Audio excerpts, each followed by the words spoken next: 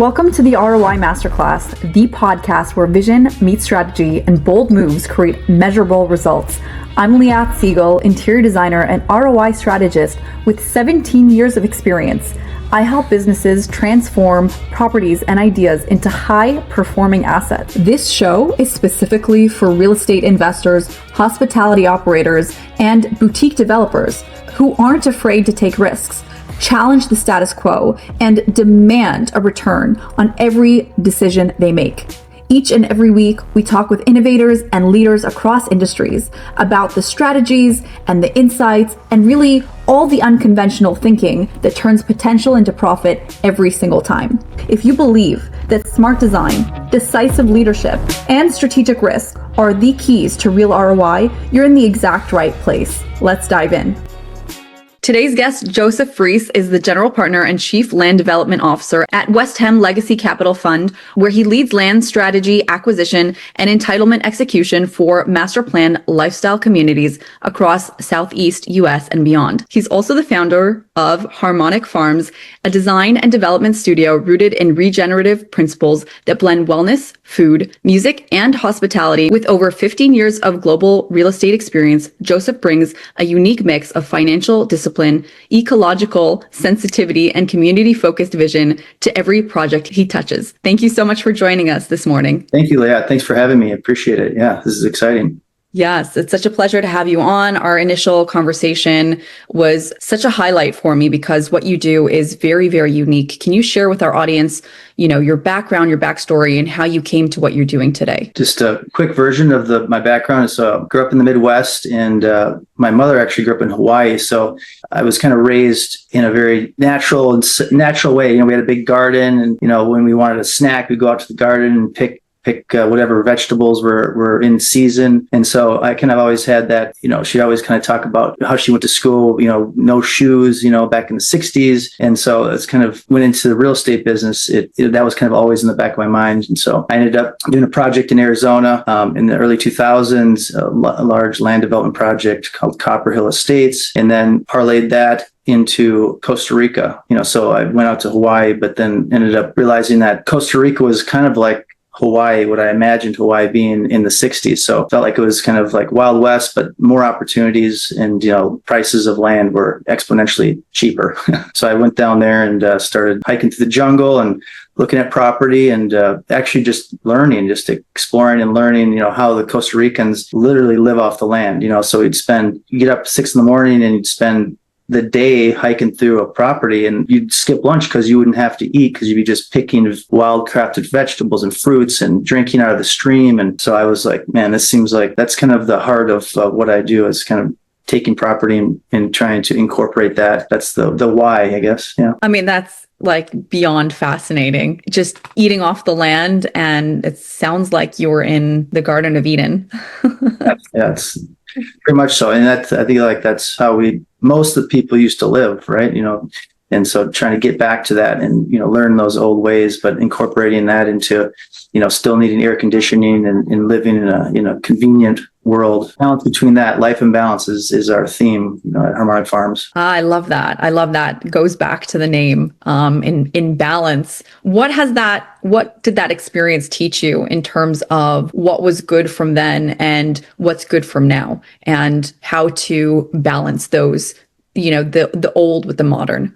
Not to get too deep into the industrialization and food and all that stuff, but it's basically realizing that we are just going to end up going in a big circle. We're going to end up going back, and we already are. You can see it everywhere with the organic explosion of food, and everybody's, making bread now. And there's all, it's just, we have a connection to the land as a human species. The pendulum is swung all the way to one way, where it's, industrial food, and now it's just swinging back. But then when you swing back, you can't go too far. You're not going to live on a dirt floor, or not everybody can drink out of the stream at lunchtime. So basically figuring out how to incorporate those things into like a modern community. Wow. I mean, absolutely going to what you're saying in terms of the food and how people are so aware now. The bread is often, I think it's glyphosate, right? That, the wheat is sprayed, and there's so much in terms of the way that our food is handled today that is counter to real health. How do you implement that within your developments? So we do a pretty deep dive on the properties that we develop and acquire. We study the land. So typically, in places where they, 100, 200, 300 years ago, they cut all the forest down. Well, we go back and try to figure out, okay, there's a stream, create these large buffer zones along the stream and replant, indigenous trees and plants, edible landscaping onto the land. And then we figure out different food systems, but not planting rows of crops like corn. You're basically, like I said, it's like an edible landscape. So you have to study that. You have to learn about that. And then when you start implementing that right away, before you build any houses or even think about putting homes or commercial or whatever you want on the property, so you get the land back to, where it can start regenerating itself. And then once you figure out those and honor those, those zones and that acreage, and then we kind of put homes or commercial or retail into the land after we know that it's going to be sustainable and it's going to, regenerate and it's going to be honoring the animals that live there. And that just goes full circle, with people. It's like if you're in a healthier, more balanced place when you have that. Absolutely. So you work from I wouldn't say backwards approach. It would be more so focusing on the end in mind and building backwards, essentially. I've worked with a lot of financial people and they say, well, Joe, you can put 300 homes there. I'm like, well, I want to put 10. But that's pretty extreme, but it actually, I've seen that many times where you don't look at a piece of property and figure out, how many homes you can subdivide it into to make money. You look at it as, like I mentioned, you regenerate the area so that it's more balanced and then figure out the density. Obviously there's a point in the beginning and the middle where you're like, is this going to work? But it ends up working. It ends up financially working out. So wow, that's the most important aspect so you can continue to build. I wouldn't say it's the most important. Let me rephrase. It's important so that you can continue, so that you can build, so you can create a profitable model and then just use that as a blueprint for other areas as well. But I love that there are more and more developers that are looking outside the box and are thinking about how the homes that they build actually affect the people that live in them, right? It's built for the growth of mankind rather than, just ROI. ROI is ultimately both the financial aspect and how it affects people too. So can you tell us more about how you're building these homes out and how you see that integrating with the land? We specialize in the master planning. My partner, Travis Van Leer at Travis Van Leer Studios, been doing projects all over the world for many years. So we partner, Harmonic Farms and Travis Van Leer Studios partner together and we design these master plan communities. I take the projects through the entitlement process, like a horizontal designs and get that all approved. I've been an aspiring vertical developer for many years, but every time I've gotten to a point where everything's approved and I have this beautiful, 70-page master plan community that, and it's all, someone comes along and says, Joe, here, you want to give you all your profits right now. You don't have to build anything. I'm like, it's kind of hard to resist. So I've done that. So I've gone through the approval process and then sold the project to a vertical builder. So have these already been built out with other developers purchasing these plans? It would be so amazing to see how your vision has come to life. Copper Hills Estates down in Arizona, they built the homes on that, and that's a flourishing community. The one we just sold in 2022, which is 108 acres of beachfront in Costa Rica, they've started building homes now, and they built built out the large, aquaponics, greenhouse, to grow things and stuff like that. So they're in the process of going vertical. And right now we're working on the next phase of that project in Costa Rica, which is on the northern part of the beach, just 60 acres of beachfront. So we just finished the master plan of that. And so we're going to just start, actually, we're kind of shifting gears now. Instead of building right away after or selling and then build and having them build, we're implementing this MVP of these glamping units, so like, really nice high-end glamping experiences, so we can immediately, without even permitting, because they're not, you don't need a foundation, they're temporary structures technically, put those on the property and basically operate those off-grid. So we're actually going to be opening here in 2026, the first implementation of that at the project in Costa Rica at Harmonic Farms. Wow, I love that. Adding another revenue stream and really creating that experiential aspect to the land so that everybody that's coming there can literally, like they're living in the land.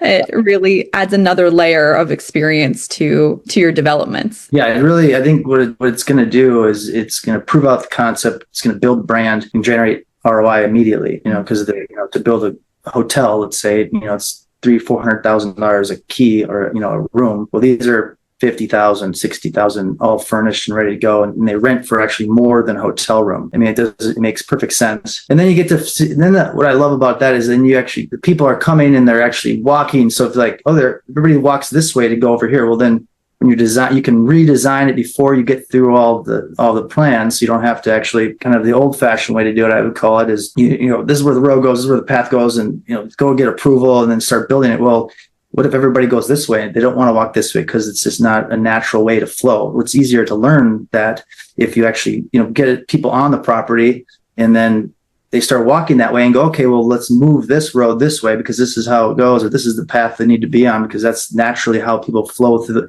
so it's kind of like, it's a study of how people use land, how they use space. Like when you move into a home, first, sometimes you just need to live there for a little bit to understand how you use it in order to figure out where the furniture should be or how to make it better planned. And so this is the same is true here. And I love that perspective. I've never heard that. It's so unique and in addition to that, you're already cash flowing at the beginning before even building, which could then be, repurposed towards making either profitability or reinvesting into the property and being able to build. That's correct. I mean, the biggest thing with buying land or acquiring land is you have to pay the taxes, you got to maintain the property, and so like if you can make revenue right away, then that takes the stress off the project. We're also incorporating music. We're based out of Nashville and we have a lot of connections in the music industry. So we just partnered with Creative Vets, which is a nonprofit organization in Nashville that works with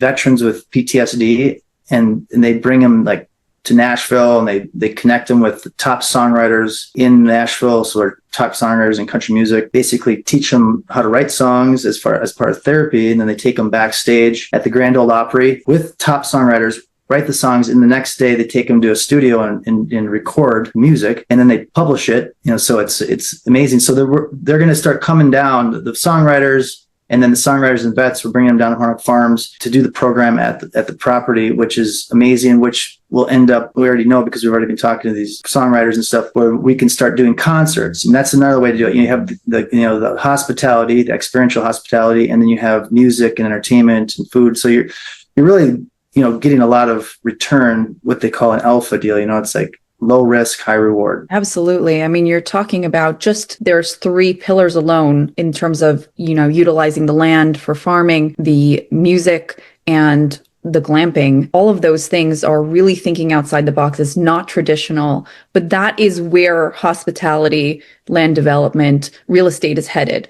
It's really based on the user, really based on the people, rather than just creating boxes where everything looks the same and it's copy and paste. And, yes, we can do that for production and for templating, but the experience isn't the same. This experience is unique and the land is unique. So this really, to me, is the future of land development and the future of hospitality. Yeah, obviously we've been studying this. We don't just decide to do something because we think it's a good idea. So the data shows that, there's a couple of publicly traded companies. One's JOE, Joe, and the other one is HHH, and they're large community builders or developers in the States. And their stock prices have both just shot up compared to the other ones that haven't been doing this experiential thing. So the hospitality experiences, all that stuff, when you do that right away, instead of waiting 3 or 4 years by the time you start to when you actually have people, buying homes or renting hotel rooms, it's the way it's going,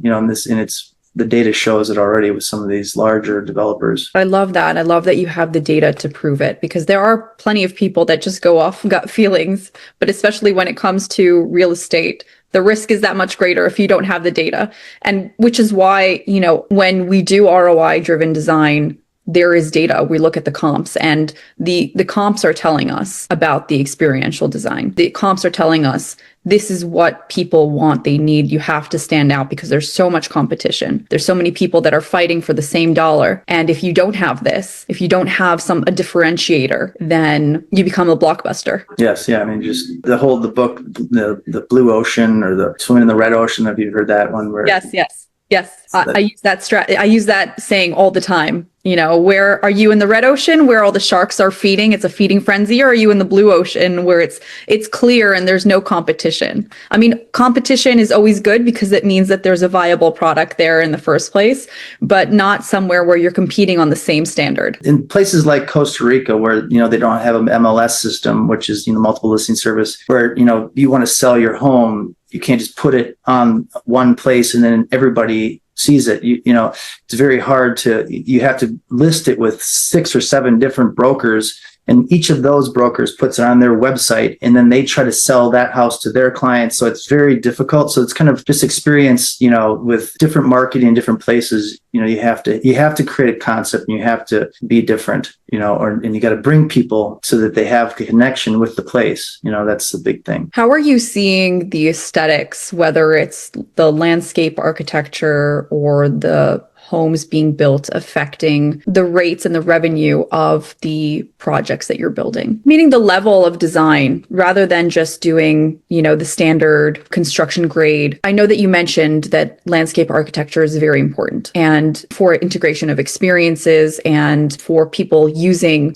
how they're using the land. So really that is design as well. Like, how are you designing it? How does it look, rather than it just being kind of standard run of the mill? I guess it's really climate specific. It's kind of, we go back to like, where are you? There's 2 things. There's, this climate specific. So you can, like in places that are very hot, you want to do passive cooling. So you have these large overhangs on the roof lines, and, and you got to understand, okay, this is the west side, you have to understand where the sun is. So in our Fields Guide Master Plans, this deep dive, we have like 70-page book that we create for each project. It follows where's the sun pattern. If you're on this part of the hill, then you're building this way, so you have to look at all that stuff. And then there's the other side of like aesthetically, is it modern or is it traditional? And that's the same thing. It's like, it's always swinging. It's like, okay, we've been super modern and now we're going to swing back to traditional. It doesn't ever change. It goes back and forth. So it's kind of like, we like to pre-design things that are meant to last, right? So they're not going to be this crazy modern thing that in 10 years is going to look like it's built in the 1980s or exactly. 50s or whatever, what I mean?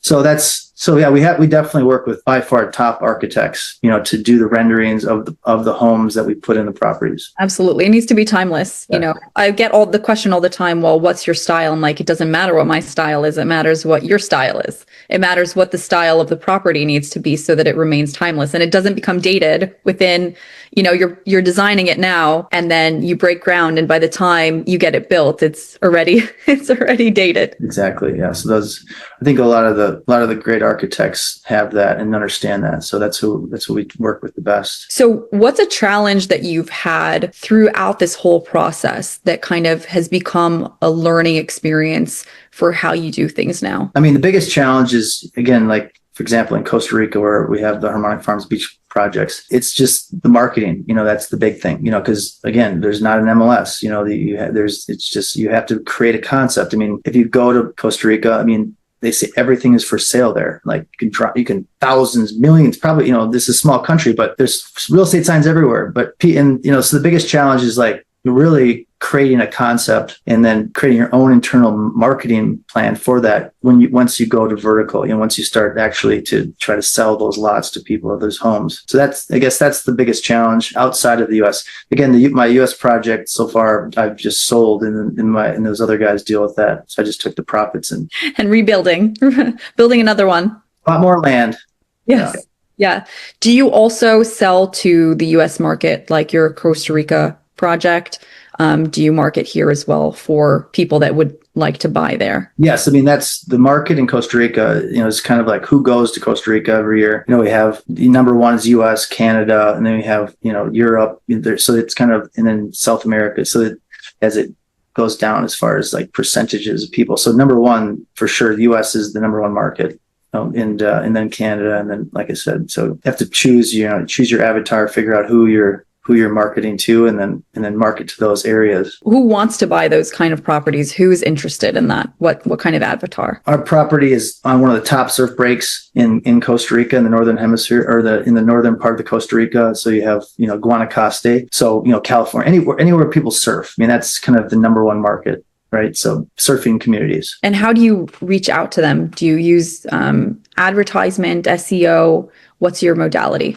Mainly, I do capital raise. I mean, I capital raise for the development part, and then I've sold the project. So I haven't gotten into like the big marketing of the individual buyers. So I basically, and it's similar. It's kind of like who you think is going to be your buyer is going to be your investor.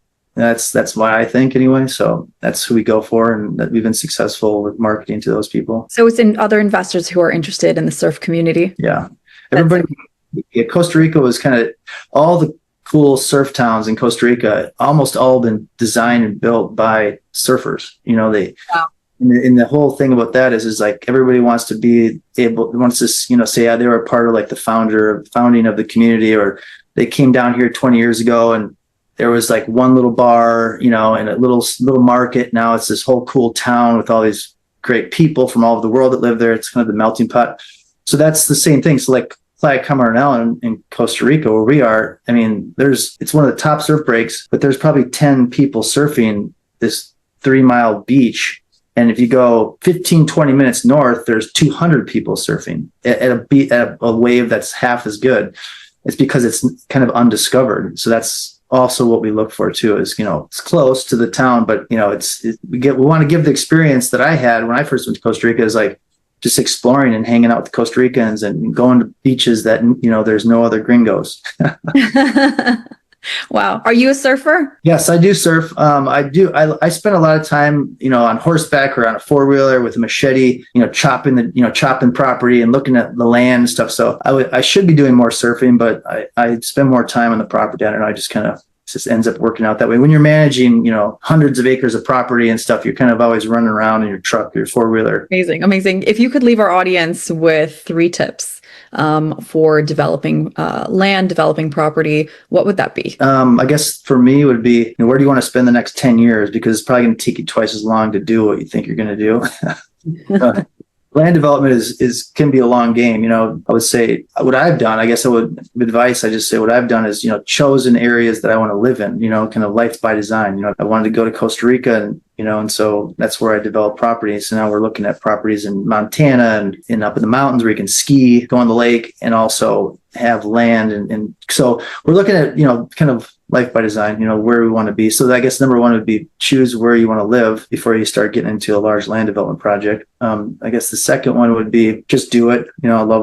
It's been my motto in life. Nike, don't overthink it. Just get out there and start talking to landowners, just talk to them. And most of them will allow you to, if they like you and they, and you know what you're doing, you don't have to. Well, another thing is you don't have to close on the property. People think, okay, I'm not going to have enough money to be a land developer. Well, the way you actually develop land, if you want to do it and you don't have $100 million in your checking account, you can just go tie the property up, basically tell the landowner, hey, we're going to, we want to develop this property. They already know what you think they don't know, but they've owned this property typically for a generation or two. They've been approached 100 times over the last 30 years to develop property. So it's like timing.